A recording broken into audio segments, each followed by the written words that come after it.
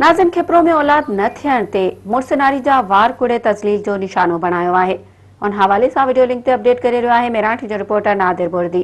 जी नादिर, छा तफ़सील आहिनि?